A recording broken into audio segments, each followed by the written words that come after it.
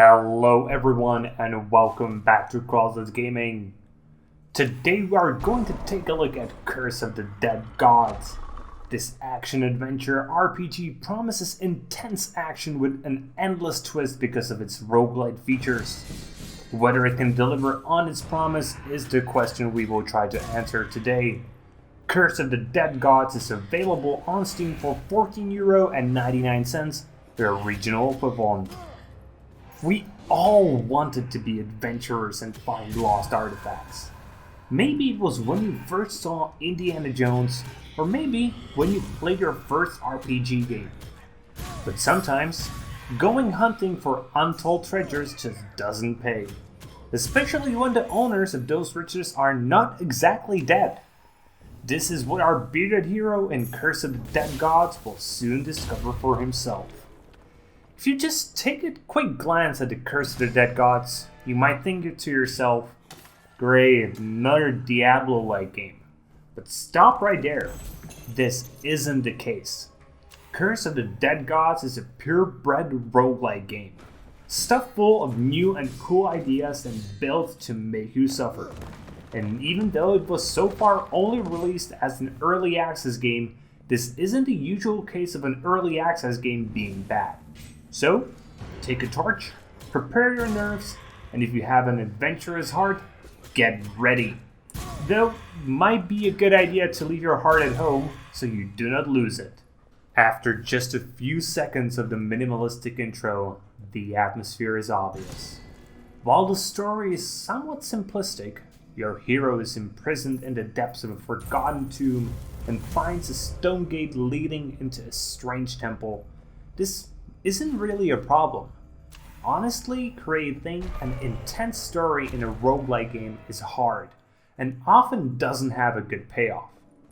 Everything in the tomb is nicely cursed, and well, the undead made it into their own. But do not expect only enemies. Get ready for plenty of traps and bronze statues that are creepily watching you from everywhere. As the torchlight lightens up ancient drawings, and while you watch everything from a top-down view, the graphics just get you into the mood for some pillaging. This is because of the great style the studio went for. It gives the game a nice, fresh, and original look, but it also takes inspiration from its older cousins like The Darkest Dungeon, Dead Cells, or even Slay the Spire. But it still has plenty of its own ideas spicing up the roguelike genre with very spicy spice. The controls are very simple. You just need a few buttons to control everything, but honestly, this may be a game where a controller works better for those of you who are well versed with it, yet a keyboard will do fine for those who prefer that. But the core of the action lies in dodges, with a stamina system that took inspiration from Souls-like games. Your roll allows you to get out of the way of attacks and traps. Another button gives you the chance to block, but to do it properly you need to train for it a bit. But once you get a hang of it, perfect blocks give you the chance to weaken your enemies and counterattack. For offensive purposes, you get weapon combos.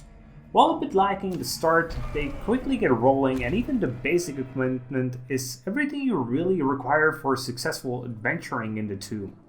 There is the torch that is important to give you light and find your way, but it also allows you to set spiderwebs and enemies afire. And some enemies are even afraid of fire, giving you the much needed time to regroup. But you need more than just fire to win. So you get a devilishly sharp machete and a cool Indiana Jones-like revolver that can also solve plenty of dangerous situations. There is one more weapon you should be using though. The environment. Whether you use the traps laid there for you to die, or just hide in the darkness for a bit of stealth. Just be inventive, as it will allow you to live longer. The word curse is not in the name of the game just for show. Curses are one of the core mechanics. In the bottom right corner of the screen, you have a purple indicator that grows with each attack you eat, when you heal, or even just as you progress through the tomb. Once it is full, the forgotten gods decide to curse you. The curses add nicely to the roguelite part of the game as they add variance to each playthrough. Curses can be good and bad at the same time, and others are just bad, like hallucinations, or the Aztec statues coming alive forcing you to fight more enemies. Some of the curses surprise me even after dozens of hours of playing. At the same time, you can have up to 5 curses on you, and the 5th one, appropriately called Final Curse, can easily end your own adventure. And if you want to get rid of a curse, you actually can, but only by killing one of the bosses. The curses are honestly one of the few problems at the moment, as the game could certainly stand to have even more of them. But because the game is in early access, I sincerely hope more will be added. And there are still plenty of them to go around. If you are going to play Curse of the Dead Gods, then prepare to die.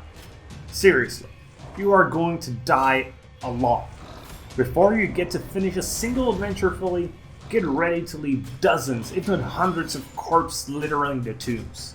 Dying obviously means you have to start all over again without any equipment you collected, but you also get a clean start without any curses.